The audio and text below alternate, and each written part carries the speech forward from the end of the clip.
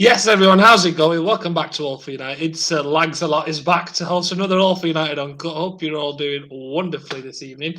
Other than the fact that Rafael Varane's just got an injury, we're going to ignore that. But it means a certain someone might be back in the team. No, not thrilled. Okay, too soon.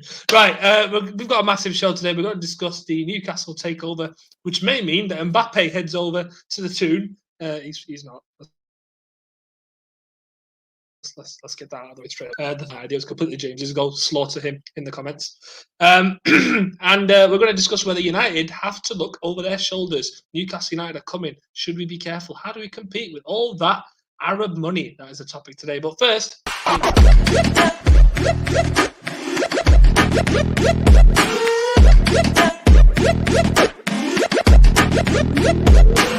Click subscribe to get daily Manchester United content from passionate Reds, only on All for United.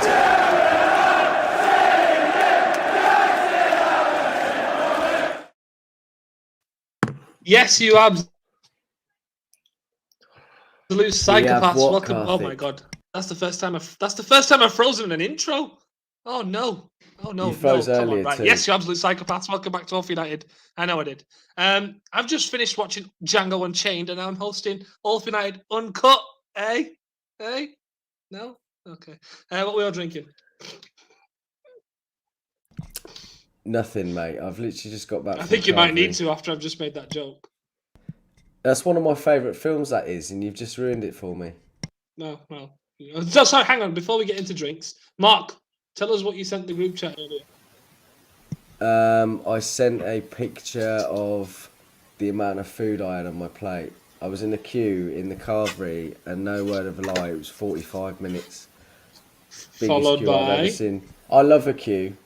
Yeah, as a person from the UK, I absolutely love a queue, but it was absolutely ridiculous.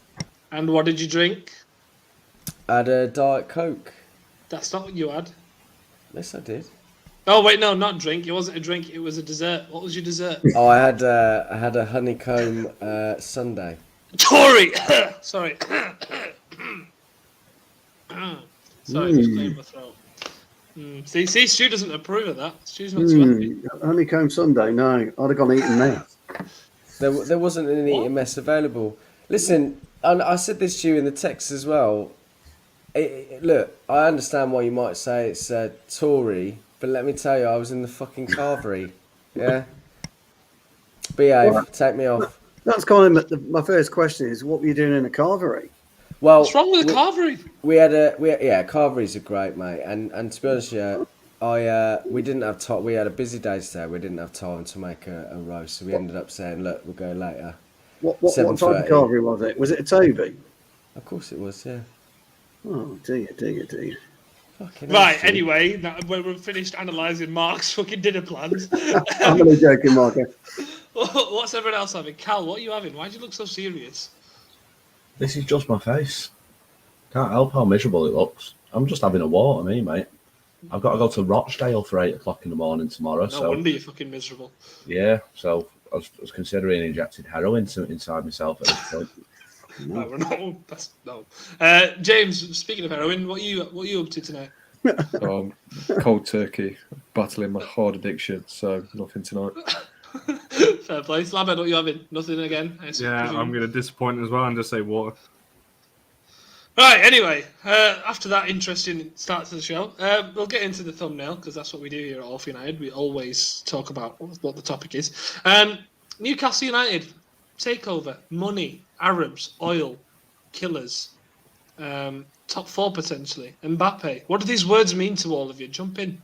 That's a list of all my favourite words, Karthik. You got it spot on. I didn't say heroin. No need. Right, go on. Carry on. No, go on. What do we make of the takeover, first of all, and then we'll jump into the rest of it. Listen, it was only a matter of time, I think, before something was going to happen. It's just one of those things that, I mean, obviously there's a human rights issue and everything behind it, and a little bit more to it than that. But ultimately, fair play to the Newcastle fans. It's not good for the rest of the Premier League, but it's not happened. It's not the first time. Chelsea, obviously, City, FFP isn't followed, is it? And look, we've spent a huge amount of money over the last few seasons on the wrong people. We've now started to get it a little bit right. It doesn't always work, and if they start to buy these types of players, then what can you say about it, really? Do you know what I mean? It's just jealousy. You know what I mean? If they end up buying Mbappe, Neymar, and everyone else, fair play to them. Hopefully, we can still beat them. Well, funny you should say jealousy. Is there a hint of jealousy from us here? Would we have wanted these owners? I think so. I think anybody in their right mind. I know you might shake your head, Stu and Connor, but in anyone's right mind, right? If someone, all right, if you had owners that came in with billions and billions of pounds, that there was no hidden track record behind the scenes, any humanitarian thing, it was fucking great. Everyone would say that. I don't care what you say. And look, Yeah, but go to on. be fair, Mark, there is a very big humanitarian issue. If the nation state of Saudi Arabia came and bought United tomorrow, I'd never step foot in Old Trafford again whilst they were owning us. I totally agree. And there were talks, obviously, about them potentially having an interest in United. And I know that there were a very split. It was very split in the fan base, myself included. I would be very disappointed, but it's a difficult one, isn't it? Because it's the club that you love, and is that something? It should be something that could stop you supporting your club, but is that going to stop everybody? We can't speak for everybody, and ultimately there are going to be some fans that are very happy with it. They had Mike Ashley for 14 years, whatever it was, and this is going to be a big change, and probably a change that they need a bit of an influx, and probably one that they deserve. After all this time, I mean, ultimately, the legality and all that, and the morality of it is always up for debate. But Man United are owned by a family that voted for Donald Trump. The morality of being a billionaire, full stop, in a modern society is, in my opinion, evil. I don't know how you all feel politically, but being a billionaire in society today is inherently evil anyway. Now, ultimately, there's so much there's so much money in football nowadays that to buy these big clubs, you have to be a billionaire. And the problem is, as a Newcastle fan, you're probably gonna love it. But yeah, it's sports washing. That's literally what it is. But there's a whole morality issue about any billionaire. And I think if you went into Old Trafford and asked 70,000 people what they thought about Qatar or Abu Dhabi or whoever, I think they'd probably come out and say, "Do you know what? We don't actually care." Like it is an issue, but the regular match going fan probably doesn't even care that much about the sports washing and things. They're just happy that a bit of happiness will come back to them because they've got a rich owner. It's at football, whether it's right or wrong, it's not a place where a lot of people feel politics should get involved, which, in my opinion, is ridiculous. But it is going to be. It ultimately isn't an issue that most football fans can even think about. I don't think. Stu, you were shaking your head. Do you think fans should care about this kind of stuff? Yeah, absolutely. I think a lot of Newcastle fans do. I don't think they like it. I've not seen Twitter awash with a lot of fans celebrating the fact that the Saudis are in at all, actually. It's been more of Ashley out that they celebrate. Yeah, it has. Yeah, I think there is a moral issue to it. But as Mark said, it was always going to happen. And whether it be us, whether it be anybody, any club, it was always going to happen at some point. The irony of it is that, and you've got to have a bit of a chuckle about this, really, is that the likes of City and PSG absolutely slashed and damaged FFP to the point now it doesn't exist. And they're going to be the ones that are going to get absolutely spanked, unfortunately, like the rest of us by this. I mean, I hate to say it, but that City and PSG have really paved the way for this, whoever he is, this multi-billionaire investment fund to come in and run roughshod now over football as a whole. I mean, when you look at what they're worth now in Newcastle, I think you could probably add all the owners of every club in most of Europe and they probably still wouldn't even come close to the Yeah, I 424 think billion. Newcastle's worth now is 360 billion. I Man mean, it's City not, is 23 billion, which is yeah, second. I mean, it's an absolute joke. And look, I wouldn't be, I wouldn't be happy. I'm like Wickal, really, and I know it sounds stupid, but I don't think a Saudi billionaire coming to Manchester United would excite me one little bit. I'd struggle, really.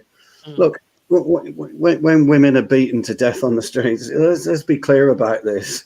You know, women are second rate in countries of this nature, which is completely unacceptable.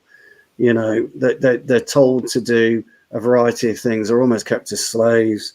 There's people that, look, I'm not going to go down a political route anyway, but I'm glad it's not us. I do worry, though. Yep. I do We'll worry. get into that bit. We'll get into that bit. Don't worry. Yeah, but I do worry that once this investment arm has had 3 or 4 or 5 years in the Premier League, that it's a stepping stone to a bigger scalp, and that bothers me. That does, and I think we would be the bigger scalp. Potentially, especially if, like, you know, when the Super League stuff was happening, we heard that, you know, they might end up trying to, you know, jump ship to just avoid it all. But you never know. Jarvis makes a real good point here. Is there any moral and ethic left in top football? No. Money talks and we want to be entertained. I don't like it, but it's the way it is. Now, it should say it all that the only reason this takeover didn't happen was because of the beIN Sports stuff and the TV money.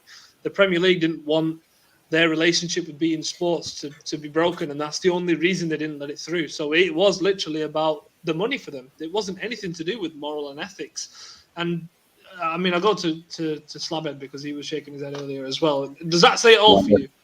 Yeah, I'm not surprised. I tweeted it at the time how it's been allowed to go through in the first place. People can say what they want about keeping politics out of football. It's just being a decent human being. Like, look at what they do over there. Look at the kind of people that they are, and you only have to type their name into Google and look at what the results come up with. Look at the kind of people that are coming to the pro. I'm not surprised, and I'm going to put a real big downer on this because I know, and I agree with Stu. I don't think all Newcastle fans. So it's we shouldn't categorise Newcastle fans as being happy with this because I don't think they are. I just think, like Stu said, I think they're happy that Ashley's gone, which is good. I think that is the right step for them, and obviously for football, it's good that those kind of owners are being pushed out. But to be honest, this is not a better alternative. And I agree with what's been said. If they ever came for United, I wouldn't be happy with that either. And I don't think I'd be able to back that. This whole thing earlier in the year with the Super League, you know, kind of money talks and how how that was dealt with, and you've got UEFA going after, you know, FIFA and UEFA arguing, and the Premier League and UEFA arguing, and, you know, all these owners of clubs and all money being bashed about. They're all as corrupt as each other. They don't care about, you know, you can say what you want. The owners, UEFA, FIFA, the FA, they're all as bad as each other, to be honest. So I'm not surprised. I agree with what Jarvis was saying. This is probably the first of we've seen it in boxing, obviously, with Saudi Arabia coming in and taking the bigger fights over there now. We're going to probably see it in football. I said ages ago when the Super League happened. That's not gone away, by the way. That will come back in a few years. I said ages ago that they're trying to commercialize football to similar, like franchise it, sorry, not commercialize, to what the Americans do in terms of they have games. Or we've seen it today with the NFLs over in London. I wouldn't be surprised if that's what, down the line, football will become. They'll start moving games to big cities across Europe and things like that because money talks. So I'm sorry to put a really depressing outlook on it, but I'm not surprised, and it's just another step on the money train. I think you're spot on. And Fred Woodward just jumped in with another comment. The owner is the son of the King of Saudi Arabia. The money is the PIF, Public Investment Fund. Ergo, it's the state money being used to buy the club. This is totally different to what we've seen before, and that says it all. It's an entire nation that's backing you. Like, it's going to be ridiculous. And just to wrap up this little part of the discussion, James, does this takeover like sort of show more that, you know, the likes of Gary Neville have been pushing for independent regulators, just how important that sort of thing is needed right now? Yeah. I think it spans further than football as well. I think that's where we're going. Yeah. With society in general, it's the whole of the world's being tailored to billionaires, and football's an example of that. You get. They're trying to make it more entertaining for fans. Fans don't want entertainment. Fans want a football club to support that's down to earth. They feel like they're getting listened to, and it's just getting turned into one big reality TV show by the looks of it. And this is just another nail in the coffin, I suppose. So I hope it sends a lot of people to non-league games and keeps sort of the lower leagues afloat. I hope people become sort of, what do you call it, desensitized to it all and see it for what it really is. But yeah, I think as United fans, it's important that we don't have a problem with the money. I think that's got to be a big statement that we make, because we're not in any place to talk in terms of, Newcastle are going to spend this, that, and the other and overtake us. That's not a problem we can be having, because we're exactly the same. The problem has to be with sort of the implications of the takeover and the effects that'll have on football as a whole. Because say they go on to make Newcastle a superpower, go on to make a load of money for it, that's just going to encourage more of the sort of same from other people to go and buy other clubs and continue down the line. So I think there needs to be a big emphasis from Newcastle United fans, once obviously this whole haze blows over, the excitement of, right, we're going to be the best team in the world, it's inevitable. Once that blows over and you see that the sport around you is not going to be there anymore if you carry on going, I hope they sort of revolt against it and we have like an internal battle. But yeah, it's very hard to be happy this week with what's happened. Yeah, it's just a bit sad, and I think I just found it even weirder as well. By the way, just on a side note, that Mike Ashley now wants to go and buy Derby. Like, what? I was going to make that point actually. People can say what they like about Mike Ashley, but he's prepared to go and save another football club. He's prepared to go and make sure. He's prepared to make sure that people are still having able to provide for their families and things of that nature, so people can have a go at Mike Ashley. He ran it prudently, like he runs his business prudently. Yeah, we can argue about the morality of Sports Direct. We all know the issues there with below minimum wage, etc., etc., etc. But that's a side issue. But the guy wants to be involved in football. He tried to save Rangers as well a few years ago, if we all recall. There was issues there, obviously. He tried to buy into Rangers, yeah. Did he? Okay. Yeah, he did. Yeah, and the Rangers fans were absolutely livid about that. The fact that the Rangers fans would have rather their team be absolutely dead in the dirt than have that man save them says a lot about him. Yeah, surely. But they went into Old Co and New Co, didn't they? Because they had that kind of agreement going. But look, whether people like him or not, he puts his money, he spends his money, and he'll save Derby. If he does go ahead and save Derby, he saved thousands of jobs. He saved thousands of jobs in the retail industry. Again, whether people like him or not, you've got to look at what he does. Yes, he's a ruthless billionaire, as Cal quite rightly says. Morality issues surround him, but maybe football actually requires somebody like Mike Ashley to go in there and prop people up, prop wages. Newcastle fans look away. I mean, if Newcastle fans are watching this, I don't know why you are, but right, we'll get onto the football terms. Obviously, the takeover is massive in terms of on the pitch, because this now means Newcastle can obviously go and spend the big bucks. What I'm going to ask you all now is, it's probably an obvious answer, but do United need to start looking over the shoulder and go, hang on a minute, our place in this traditional top four might be at risk here? Because, I mean, if they're going to be backed with that kind of money, surely we need to be going, well, bloody hell, we're going to get left behind. Could you not argue that Newcastle are, football changes, the top four changes all the time? Traditional. So, yeah, I know where you're going with it. Anymore, but my answer, I'll go first on this because my answer is going to be very brief. They're not going to go out and sign Mbappe and Haaland and all these kind of players. They just won't. I can see them signing decent players.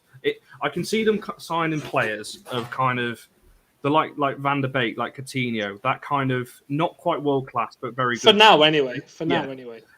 My worry is, and for the first time ever, I actually agree with what Simon Jordan was saying on TalkSport the other day, where he was saying Newcastle at the moment is not an attractive proposition compared to Manchester and London. So to get the players to Newcastle, they're going to have to pay over the odds, which is going to push the price up for everybody else.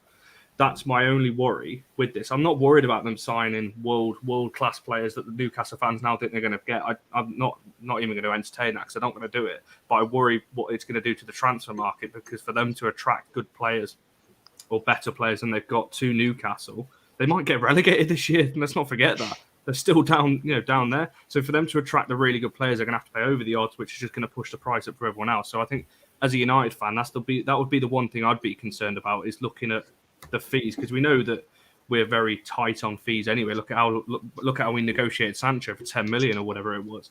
So that would be my only concern. I wouldn't be worried about them catching us up and breaking the top 4. I'd just be worried about what it's going to do to the transfer market personally. Interesting. Does anyone else disagree with that? Because I personally think in 3 or 4 years we could have a bit of trouble for that place. I think the transfer market's dead anyway. I think PSG ruined that 3 years ago when they bought Mbappe. Neymar. I said at the time he'd never be sold because they'd want 250, 260, 270 million quid for him. And I'm proven right because he keeps signing contract after contract. I don't know what will happen with Mbappe now. Why PSG have let him get to almost a zero contract? I can't quite get my head around that. And the 258 million quid down. So, and when you look at the transfer markets as is, when you're looking at Ben White at 50 million quid, and to be fair to the lad, he's a very good player, but he's no more really in the market than 20, 25 million. The transfer fees are already up here. But the issue will be that whenever Newcastle go knocking on the door now for anyone, it's going to be double the price because this guy, it's just going to be double the price. It doesn't matter who they go for. I mean, if they come knocking on the door for Martial, we're going to want 80 million quid for him. Well, yeah, I've seen your wallet. He's worth 25. Them, will it? No, of course it won't. Exactly right. But it pushes everything else up for everyone else. Yeah. They can knock on Dortmund's door and say, we'll give you 300 mil for Haaland. 300 mil. He's got that down the back of his sofa. You know, it's fuck all to them. Absolutely fuck all to them. 300 mil. There you go. Just pay it. And we'll pay him £1 million a week. It will happen. Unfortunately, it will happen. They can't do it immediately, obviously, but it will happen. They'll start falsifying. They'll start financial doping, just like City have done, just like PSG have done. You know, and City thought they were being clever, and now look at them. City, you know, old Sheikh Mansour woke up and suddenly realised he's a peasant compared to this guy. This fund, he's an absolute peasant. Roman Abramovich, a peasant. Yeah, these people are seen as poor in front of these guys. They are absolutely 20 billion, whatever, mate. You know, it's just it does, and this is going to be a problem. And as the lads have already said, it's just going to suffocate football, absolutely suffocate. And it's whether or not the Newcastle fans will actually want that. Yeah. Well, James, you were about to jump in. What was your point? Probably not relevant to Stu's point anymore, but I was going to say about transfers. I think we've seen with United spending big fees on good players doesn't guarantee success. So true. They do need to get. Fair enough, they're going to spend money, but they need to spend it in the right areas. You know, look at Barcelona as well. So they're not guaranteed a spot among the elite. Obviously, if you consistently spend enough money, you'll probably get there just by law of probabilities. But we are the perfect example that you can spend £1 billion and not get any closer to the title. So, you know, I wouldn't say it's a certain that they're going to overtake us. I think they're definitely cemented their place as the top 7 team, but might not be European elite for a good couple of years. We're talking players, right? Cal, I don't think anyone's mentioned managers yet. Is that something we need to consider as well? Like, what kind of manager could they attract right now? You can literally, I'm surprised Steve Bruce is still there, to be honest. Yeah. I cannot believe he's still there. That would have been the first thing they'd have said, sure. That's kind of I think that's a lot of fans at Newcastle's next thing, get rid of him. You know, I know there seems to be a bit of an argument that Conte might go there and all that. I mean, that'll never happen. Not soon anyway. I think you might see the likes of maybe a Graham Potter. He might end up going to Newcastle. But I'm not a Newcastle fan by any means. But if you were going to talk about a big owner buying a club, Sheikh Mansour should have gone and bought Newcastle 13 years ago. Why he bought City, I don't know. You know, they've got the stadium, they've got the passionate fans. They'd have won a Champions League by now. Yeah, they probably would have done. Frank Lampard could be a shout as well. So there is managers that they can go for. That, if I'm honest, that would be an improvement on Steve Bruce. I think they need to rein it in slightly when they start going on about the likes of Conte and Luis Enrique and all them kind of stuff. I think it stinks of blown out of proportion, though, isn't it? I think this is an opportunity for media to just throw it out there, and it's all blown out of proportion. It'll probably be someone totally different to what has been touted. Anyhow, wouldn't you just love Guardiola to quit City and go up there? imagine. Absolutely piss myself if he did that. I'd love for Steve Bruce to stay, to be honest. Can you imagine the scenes then if they do keep him on and say he's doing a good job for the team? Brucey wins the league. They're giving him 10 million quid, aren't they, I read? Bruce is speaking to Mbappe and going, yeah, pet, come here. Yeah, come on, yeah. 10 million quid, I read, severance. That's what I've heard. 10 million quid severance, yeah. For Steve Bruce? Knowing they've got 360 billion, I'd hold out for so much more. Nah, fuck yeah. I ain't Bloody going hell, anywhere. Steve's just sat there with his feet up going, right, add a 0. Try again, sunshine. Add a 0 and a fucking pie and we'll talk. And, a mansion here and a fucking, amazing.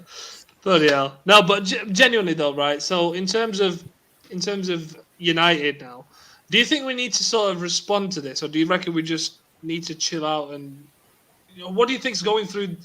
I mean, they don't care, but the United owners and board, what do you think they'd be thinking about or talking about? I don't think it would change too much. If I'm honest, as we've seen over the years, as long as United are getting the top 4, they would continue to do that. As long as they get into the Champions League, I think that's what they would do at the very minimum. I don't think it's going to change drastically. The only thing, obviously, that will change drastically is if they do buy players for ridiculous sums and it does push those up. That's the only impact that's really going to be on United, I think. I don't think it's a too much of a worry for me. But it's one of those things. We spoke about this the other day. It's very difficult to know, and only time will tell. But yeah. You know what? To be honest, Brown Knight, I would like to see that, to be honest. I'm not going to lie. If I was a Newcastle fan, I'd want that. Do you know what, we relegated them. You could say about us worrying and stuff, but football's forever changing and evolving and revolutionising in the modern day. So it's United are going to have to get with the times anyway. Yeah. City obviously got all that money, and then United had to adapt. Chelsea did as well. We have to adapt. It's. Don't get me wrong. I'm sure it'll make it harder to compete.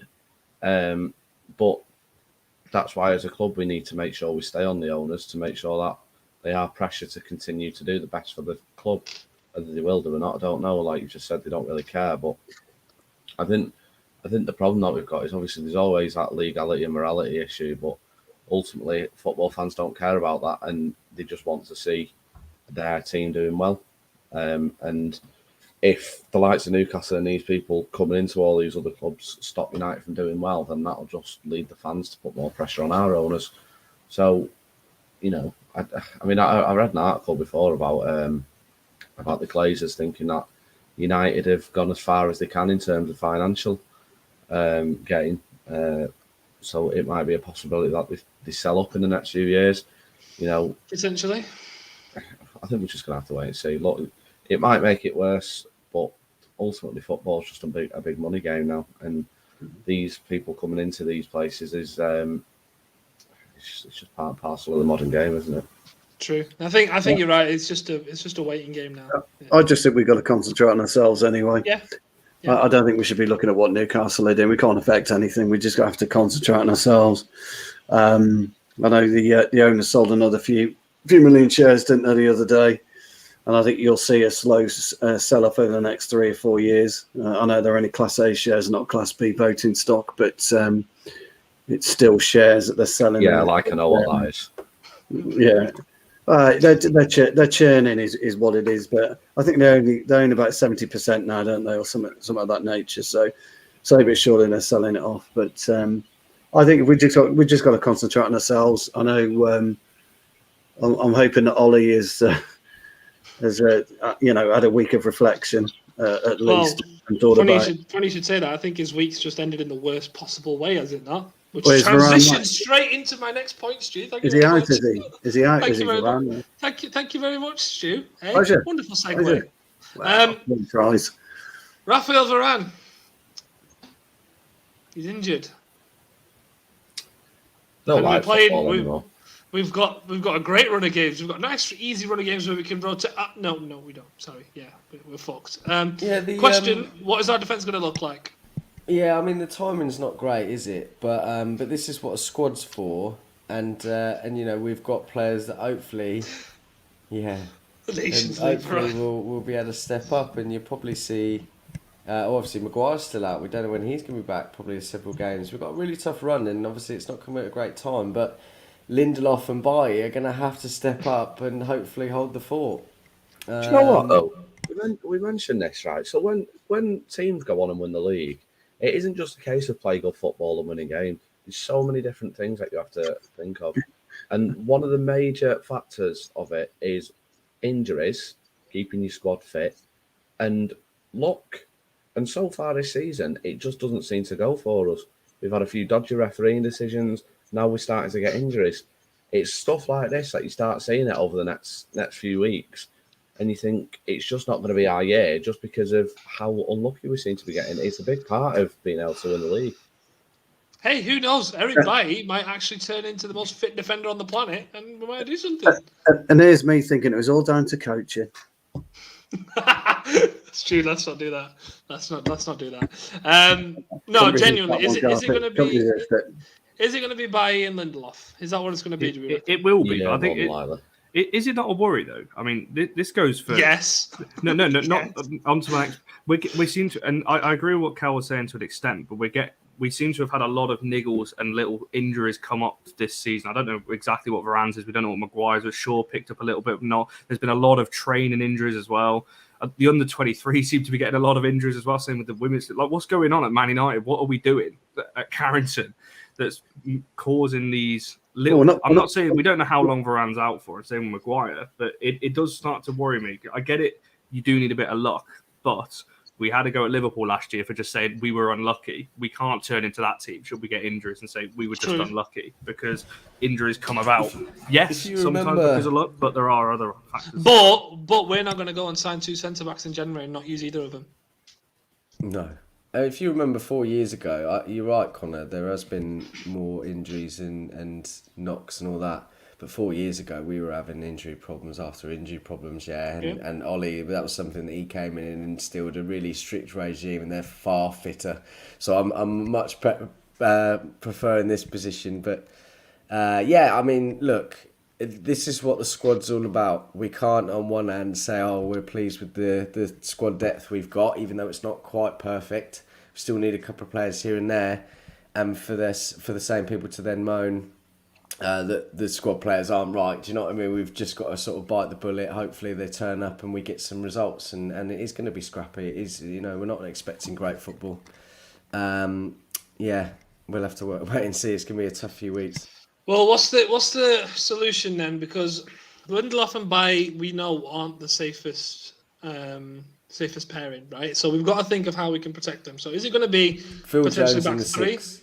I was leading to thank you, Mark. Thank you very much. Is it going to be a back 3? Is it going to be more McFred? Or is it going to be a certain man in the middle of the park, sat in front of them, protecting them all game long? Yes, welcome to All for United, the official home of the movement. This is our time. Harry Maguire is injured. Raphael Varane is injured. Lindelof is okay. Bailly is a red card walking on the planet. We must make sure that there's protection in front of them. We've seen McFred fail week after week after week. Van der Beek is not a number 6. You know who is? Phil Jones. Phil Jones in the 6. He's played there before. He's put Cristiano Ronaldo in his pocket. Now he's going to be playing diagonal balls into him. That's right. Phil Jones in the 6. Make sure to tweet me with it. No, but genuinely. Karthik, can I just ask you, have you seen that thing on Twitter of the bloke who's going, if we had a serious manager, this is the team we'd play? And it was a midfield 3 of Van der Beek, Pogba and Fernandes. You see how much traction that got as well? That's what was worrying. I saw that, and I also saw a couple of comments which wound me up big time. If you think that, I think one of the comments was, or a couple of the comments were, if you think that'd work, then you don't know football. I mean, for fuck's sake, honestly, what a ridiculous comment. There's nothing to say. Actually, believe it or not, there's no evidence to suggest it won't work. There's no evidence to suggest it will work. There's absolutely no fucking evidence. No evidence whatsoever. And I think there are too many Twitter coaches. I'm going to get on this fucking rant again. I don't care. There's too many. Here we go. Coaches. Well, Connor makes a good point about injuries, right? And don't forget, we don't have coaches. So clearly our players go in, do fuck all for 3 hours, have their lunch and then go home. So, just winds me up. But All these people have got no evidence. They just tweet and they tweet and they tweet, and they've got no absolute substance or evidence to back any of their tweets up. Fucking winds me up, it does. Yeah, Callum, fucking hell, mate. I mean, there's definitely other people on this channel who do that a lot fucking worse. Hey, you love my tweets. Don't know what you're on about. Apparently so, yeah. I do know what you mean, that's true. No, it's really interesting. I mean, we watched me and Connor went to watch the women's game yesterday. And you can pick as many holes in the performance as you like. You know, at the end of the day, we're not there day in and day out, so we don't know what goes on day in and day out. We don't know what they're doing. He could be prepping for a back three. He could be on the phone to Aston Villa tomorrow morning trying to get Tuanzebe back off his loan. You know, we don't know what he's doing. But it'll be all on Twitter. We know what he's doing. We're finished now. Varane's gone. Hold on, you just park Varane. You've just got to park him. That's the idea of a squad, as the lads have said. You have a squad for a reason. Well, fuck it. Why not? Why not? Is he going to do any worse than what's happened recently? He's pocketed the guy who plays up front for us now. Yes, he will. He will be the answer. He's the answer. I actually think Ollie eventually wants to go and try this 4-3-3. How he goes about it, I've got no idea. But I really do think he wants to do it because, you know, the way that the form that Greenwood's in at the minute, the form that Ronaldo's in at the minute, whether or not you agree with Ronaldo starting or not, the form that Cavani showed at the end of last season could show again this season. Rashford coming back. If Martial pulls his finger out of his arse, there's a lot going on. We've got a lot of good attacking and exciting formations, for want of a better phrase, we could use. So if it is Bailly and Lindelof, get behind the fucking team, lads. You know, we've got to get behind him. We can't do any more than that, can we? Imagine if we won all these games in a row with Bailly and Jones at centre-back. We've done it before. We've done it before when Fergie was forced to put, makeshift centre halves. Fuck it, we did it with Carrick at centre-back. We did indeed. Don't forget Scott McTominay plays for Scotland centre half. I'm not saying it. We could see him in the back three. To be fair, you mentioned back three. That could be the answer. I'm just saying he plays a centre half. I'm not saying we put him there. I'm saying he plays there. There's a variety of different things Ollie can do, but he's really got to start nailing his colours to the mast of what he wants to do with his first 11, and he wants to start playing it now on a regular basis. We need a good run of 6 or 7 games. So whether or not we do, here we go again. What? Oh, fucking hell. You know, Ollie's only out on convinced, Brad. Did you see what Danny Blind said about Ollie? Why? What did he say? He's very structured and measured. Have you not seen it? He's very structured and measured. He's come out and basically he's come out and said United have no style of play, it's useless, all these crap, blah blah blah. You know, Danny Blind, that amazing manager. Where was all this energy for Louis van Gaal when he was? I was going to say, didn't he back Louis van Gaal? He came out publicly and backed Van Gaal's tactics at United as well. Yeah. Like, honestly, to be fair, he did say though. We could use Danny Blind in the 6 right now. Yeah, he did say though. Sacked and Louis van Gaal took his job. So. Yeah, no, he did say, to be fair though, that he doesn't believe changing Ollie's the right move. He did finish off with that, but Carl's right. He was a bit more measured. I mean, Carl's got the gist of it. He was a bit more measured on how he said it. Yeah, I wasn't paraphrasing. I was just, I was giving direct quotes of what he said, obviously. Of course. But I wish we had Daily Blend at this point. Daily Blend would have been. Why we sold him? God, only knows. Him in the 6 right now would be superb. We said this on a previous show last year. If you could pick 3 players, I think mine were Ander Herrera, Daily Blind, and someone else, but he would be wonderful. Mm-hmm. I used to love Daily Blind. Well, that was a depressing half an hour or whatever it was. We've talked about Newcastle becoming a superpower. We've talked about us having no defenders, but we did have a glimmer of hope, Phil Jones in the 6. Absolutely. But yeah. Well, what else has been going on? Oh, I had a depressing morning this morning as well. My lads lost 9-0 today. 9? Yeah. Coffee out. Coaching issue. I think it's a coaching issue as well, clearly. I mean, bloody 9-0. What happened? Case of Twitter coaches, that's what it is. No, what's your style of play? I don't have one. Oh. Yeah. Who's your captain, Karthik? Is he vocal enough? No, he's not. Unacceptable. Get him gone. And hands up to sack Karthik. He's got to go. He's got to go, hasn't he? Oh, he's had too many sackings in the last year. To be fair, we played against a keeper that was part of that team as well. No. So he came over to me and he went, "Oh, are you from that team?" I went, "Yeah." How many games you won this season, Karthik? We've won one. Stu. Relegation form. Out of what? One? We've won one out of 4 now. Karthik out. Pretty Karthik shit, out. isn't it? I can't believe it. 25%. I can't believe. What are you going to do to turn it around? Well, I need players. I need signings. I'm going to go full on Mourinho. Phil Jones is free. You love him that much. I'd play him in the 6. Dear me, I can't believe you. I can't believe you've had the gall to come on and ask for signings. What's all that about? No manager with any self-respect will come on and ask for signings. Dear me. To be fair, though, in my defence, right, we had 11 players today. Well, what was wrong with them? Where was the grit and determination? No subs. Where was the application? No subs.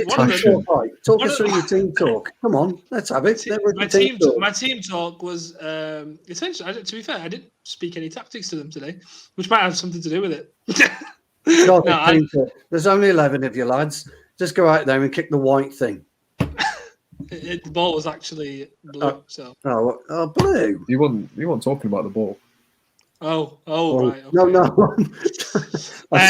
Hey, oh. You know, in all fairness, Cardiff, when I said go around and kick the white thing, I thought, oh, fucking hell, Stu, you can't say that. And I didn't mean anything by it, but you can't. Yeah, when I was growing up, in my day, you had a white ball or you had an orange ball when it snowed. The end. None of this fucking blue ball. Fuck me. I mean, Callum's gonna give us a blue balls joke in a minute, obviously. But I mean, I like how you look to me for the comedy of Hollywood show. To be fair, I do appreciate that. That's all right, mate. I'm just all I've heard there is Callum's the funny one of this. What I've heard is Stu associates blue balls with you. Well, he's going to Rochdale tomorrow, isn't he? I mean, fucking hell. I don't even understand where you're going with that, Stu. What? Well, actually, something happened in Rochdale that I don't know about. Well, I don't know. I've only ever been to Rochdale once, and I'm just trying to think how I got there because I think it was depressing even driving towards it. So, if you're from Rochdale, by the way, lovely place, nice bars. If you're from Rochdale, by the way, it's a shithole. If you're from Rochdale, how on earth have you got access to the internet? Karthik must be there then. He's got dial-up. Yeah, you know what? That makes sense. Karthik's getting it now, isn't he? Oh, you know, that's a great comment from Jarvis. Why am I smiling so much? Smiling after a loss? Bloody hell. Yeah, well said, Jarvis. Karthik. Yeah. Someone screenshot me. Someone screenshot me and tweet my team and go, "Why is he smiling after a loss?" So you're propping up the table then, Karthik? What? You're propping up the table then, your lads, are they? No. What, second from bottom? Third from bottom? Second from bottom, yeah. Okay. Yeah. Goal scored? That's only 4 games. How many games in the season? We've got, I think, 10 teams in our league. So 10 teams? We've got 18. Wait, he needs to pull your finger out then, mate. Fucking hell. How many goals you scored? How many goals you scored? We've scored, we scored none today. We scored 4. No, we scored 3 last week. We scored 4 the other week. And 2 the week before. So scoring's not your problem. Scoring's not your problem, but get your clean sheet. We play a back 3 for a reason, and one of the back 3 is a centre midfielder. So that's just hang on. We always bemoan when Man United play 3 at the back. Maybe you need to change your formation, mate. Play back 3 for a reason. Are the wing backs quick? Are they fit? The wing backs? What Stu, calm down. They're 18, first of all. You can't be asking if they're fit.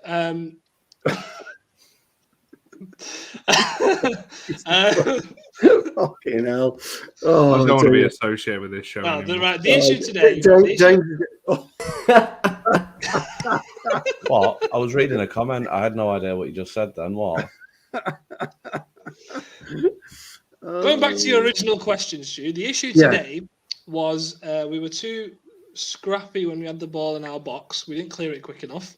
Right. And when we did clear it, our defensive line did not step. So what happened was there was a gap here and a gap here between the midfield and the defence, and there was no communication. That was the issue. And after 2-0, the heads dropped. So you don't coach communication then? Jesus Christ. What is going on? So I'm basically Ole Gunnar Solskjaer, but Brown.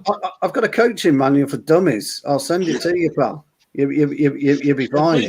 Please send it over. And I think what you should have done is FaceTime James. James would have got you out the hole. He knows what he's doing. God, it's like an episode of Bake Off, this. I've got like 1,000 hours of Football Manager saved up in my noggin. So if you need any, go on then, James. What would you have done differently? Scrap the whole team, sell them all. Wow. When they're paid to be there. Yes. Actually, no. I reckon you increase the subs, like the amount they pay, just so that it's worthwhile and being there, and then you get wag your finger out and get proper aggressive because you're tall as well, so you strike fear into him and then just say, don't be as bad as you are, and then okay then, right, away from I've got support here. Karthik in, give him time, back the manager. Karthik in, back the manager. Do they call you Gaffer? Oh my God, what a comment here from Brown Knight. Never mind, James. FaceTime Hassan. He knows that's a recovery from a 9-0. Oh yeah, no, they don't call me Gaffer, Stu. They just call me Karthik because. Well, there's your problem then. Where's the respect? You got to be called Gaffer or Box. There's zero respect there. There is, isn't there? Shocking. It's better than what we call you. So that's fortunate. True. That's true. That's true. I knew I should never have mentioned football today. Oh, here's a football show. It can be. Sometimes. Well, sometimes. It's a bake-off show tonight, isn't it, Cal? Who watched the fight? I didn't. Yes. I worked this morning, did. so I did not. Yeah, I did, yeah. I saw some highlights today. Very good fight. Very good fight. Very exciting. And fair play to Tyson, eh? Well, can I just say, Karthik, I'll ask you about this. How long do you reckon the second count Fury was down for? I'm surprised not many people mentioned this, right? Even Wilder's count, all the counts were very slow. Weren't they just? But that second Fury knockdown in particular was really slow, wasn't it? I was just wondering, hang on a minute. He seemed to stop at 8 as well each time. He did. Paused, didn't he? He paused, didn't he? Yeah. I mean, look, it's one of the best fights I've seen, probably ever. I think it was absolutely brilliant. And Wilder, whether you like him or not, because he can't box, he's got one hell of a heart. He's a strong boy. He really is a tough boy. The only thing is for me, again, I don't know what you thought. I just thought Fury was holding way too much and tiring him out that way. So he wasn't tiring him out with his pressure and his power. He was tiring him out because he was grabbing him and ragging him around a lot. I mean, he's a very, very skillful boxer, Fury. But I think Wilder would be kicking himself if he didn't put him away in the fourth. He should have finished him off. He had 2 chances and he did, didn't he? I mean, Fury was gone, wasn't he? In the fourth. But credit's due to Fury. Can't argue with it, can you? You'd like to say the next fight would be at Old Trafford, but it won't. It go back to what we were saying. It's probably going to be in Saudi Arabia, isn't it? Yeah. He's got 2 fights. All right, St James's. No, he's got 2 fights left on his deal in the States, hasn't he? With Top Rank, he's got 2 fights left, and then I think he's got 4 fights left in him. But I think he'll have to face Dillian White next. He is going to have to. If he wins his fight, then he will have to. He will win. Mandatory challenger, isn't it? So I think it goes Dillian White, and then I'd love to see Fury fight Usyk. I think he will have to. He'll definitely do that. Fury's not going to walk away from that fight. He's not going to walk away from that. I think if he was to beat Usyk, it would be, yes, I am the best. Yeah, that's kind of the question now. And then he'll just top that off with the fight against AJ and go, right, shut the fuck up. Do you know the ironic thing though about Fury? Right, this is his first defense. Yeah, it's his first ever defense of his titles. It's amazing, isn't it? I mean, how long has he been WBC champion for? I know Kobe comes in, etc., but it's his first defense. He didn't defend. He had to vacate, didn't he? The titles he won from Klitschko. This is his first defence of his titles. Amazing. I saw a post. I think it was on his Instagram today. I think back in 2017, he sent a message to I saw that. Wilder. He was 28 stone at the time, turned it around, fair play to him. And I think that's part of the whole romanticism, isn't it? The fact that he was in that place, in a dark place, put on a lot of weight, turned it around, sent him that message. Obviously, he's probably the best fighter in the world, or give or take at the moment. And what a story. Don't think there's give or take about it. Yeah. All fury, aren't we? All fury. Oh, before we wrap up the show, I need to ask Connor how much he was shitting himself when Lewis and Perez were going through that four corner moment, because it's nearly overtaking going on there. That was amazing. Nearly over. Bloody hell, he must have been going, what are you doing? You're too close. That was the only exciting bit of the race, but brilliant from both of them, to be fair. And I did tweet at the time. God, he's praising it. Brilliant from both of them. Not to hate, especially in those conditions. But it was such a. I said this to somebody else. What happens when one of them does a drive into the other? It's such a shit race because it wasn't wet enough to make it interesting that people would slide off and things like that.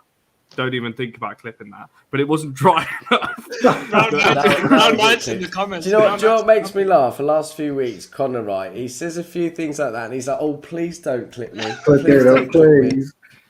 Round 9, clip it all." Yeah, I can see him in the comments, but it wasn't dry enough, right? It wasn't wet enough to make it interesting that, strategy came in and like people were losing the traction and whatever, and it wasn't dry enough for overtake. So it was like in between two, compounds, and that's why you saw Ocon go all the way to the end. You saw Lewis almost go all the way to the end, and it was just boring. I'm happy as a Red Bull fan and a Max fan, but I mean, what a crap race. I missed the last two because I've been at football games all over the place, and the one race I actually get to watch live is probably the worst one we've had. Wait, is it China next? Is it or it's USA? It's America, is it? I like USA. 2 weeks. Yeah, there's 2 weeks to the next one, then 2 weeks after that, then 2 weeks after that. It's like we're back in that flow of 2 weeks racing it, but yeah. Just thought I'd show you all Callum's forehead because. I was trying to find that message that you were on about. What was it, like a video message he sent? No. Yeah, it was like I think it was on his Instagram, mate, today. But he sent a video message in 2017 to Wilder because Wilder was taking the piss out of him and saying you're in a bad place and all this. So he turned it around. He said he was 28 stone and he said I'm sending you a message now. You've encouraged me and I have to thank you for that. Blah blah blah, and really quite inspirational actually. Oh, I'll have to find that. That's quite interesting. I didn't know that. Just quickly, we'll answer Jarvis's question. Any comments on Pogba's performance tonight? Did anyone watch the game? I did not watch the game, no, because I didn't. Sorry, Jarvis. International football. Unfortunately, we can't answer your question, but I don't think he'll play in the pivot. No, sorry, Jarvis. He can't. He's not going to play in the pivot because we're not going to play a pivot. Phil Jones is coming, ladies and gentlemen, and I'm going to end the show on this note. Phil Jones is coming, so you better get on board while you still can. We thought he was going to play in the Carabao Cup, but he didn't. So this is your chance. This is your chance to get on board. Phil Jones in the 6. All for United is the one and only location, the one and only headquarters of. Wait, join it now. Tweet me. Hashtag Phil Jones in the 6. No! Don't lag out now. Fucking hell. Right, I'm gonna have to do that again. Sorry, guys. Right. Oh. I'm joking. I wasn't actually lagging. I just wanted to catch you out. Everyone, All for United is the one and only headquarters for the Phil Jones in the 6 movement. Please tweet me at Mr. Catcharm. It's right here. And don't forget the hashtag Phil Jones in the 6, and we'll make it happen. And on a personal note, I'm graduating tomorrow, so everyone. Oh, well done, mate. Congratulations, pal. Thank you. And it's going to be live on YouTube. So I'll give you all a shout. I won't be watching, but congratulations. Can you do an All for United shout out when you walk up? I don't know. I didn't go to YouTube. Yeah, I'll do you walk walk on stage and like go, oh, I want to shout out. I want to thank All for United for your support this year. I don't think no, I get it's not quite like that. It's a little bit more formal than that. I don't get to make a speech, but I'll just shout Phil Jones in the 6. Can you put All for United on the back of your robe? Yeah, you I'll take a banner in with me. You literally say nothing. It's formal. They'll call out your name. You'll do a little wave to the audience, and then you'll go and get your diploma, and then that's it. Or you do a little wave to your camera in your little Black Mirror episode that you're going to. Hello. I'll go on stage and I'll just do that then. Yeah, we know what that means. Just mouth Phil Jones. Yeah. Phil Jones. I just walk off. Why don't you put a YouTube appeal out for fresh players then, Karthik? I mean, any decent manager would have done that Say by that again, I now. like Stop that. mentioning it. Why don't you put a Say that again, I like that. YouTube appeal out for players? Oh, all right. No, he's lagging a bit, Stu. Go on, Is just he? ask him the question. Yeah, he's lagging again. I said, why don't you do a YouTube appeal for players? Because any manager worth his salt would have used this platform to get him.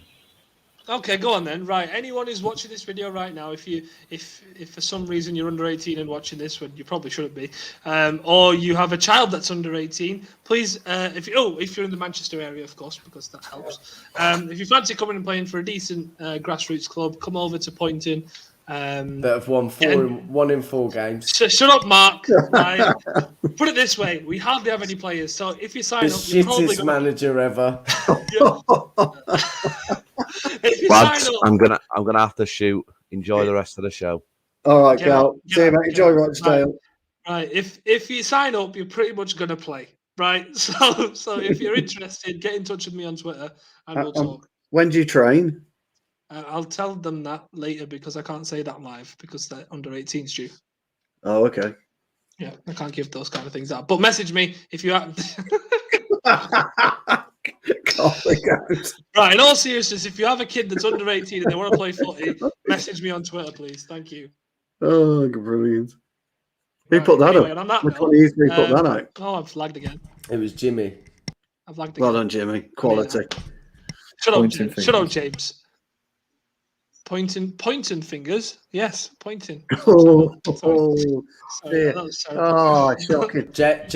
Yeah, James, No, you're eligible. James I'm isn't old I'm a enough. couple of years under. Yeah. Yeah, he's not old enough. That's fine. Oh, wait, no, hang on. He likes him No. younger, doesn't he? Hang on, no. Don't say anything. No. Don't say anything. What I meant was, if he's under 18, he can play for the team. That's what I meant. Brown Knight, sign him up. He'll play a centre back. Right. I'm going to wrap the show up now. Thanks for joining us for All for United Uncut. Make sure to like the video because I don't know how many likes we've got. I think I've got 9 here at the minute. Drop a couple more likes on. Let me do my outro even. Right. Silverbridge would be eligible. No, I don't think he would be, unfortunately. He's in uni and he's... Never mind. Put Charlie centre mid and he'll be having arguments with you on the pitch about what tactics you should be playing and why. He'll be telling me I've got a coaching issue. I don't want that. I don't want him exposing me. That would be hilarious. He'll come on All for United and say Karthik's a terrible coach. Don't go and play for him. There's a big coaching issue at points in under 18s. No, I don't want that. He'll bring other people from other channels on there. Right, we need to stop now. Right, no, none of that. Right, thank you for joining us on All for United Uncut. Please like, share, and subscribe. Remember, tweet me with #PhilJonesIn6. Tag me in All for United. I'll see you in a bit. We're going to win the league. Don't worry.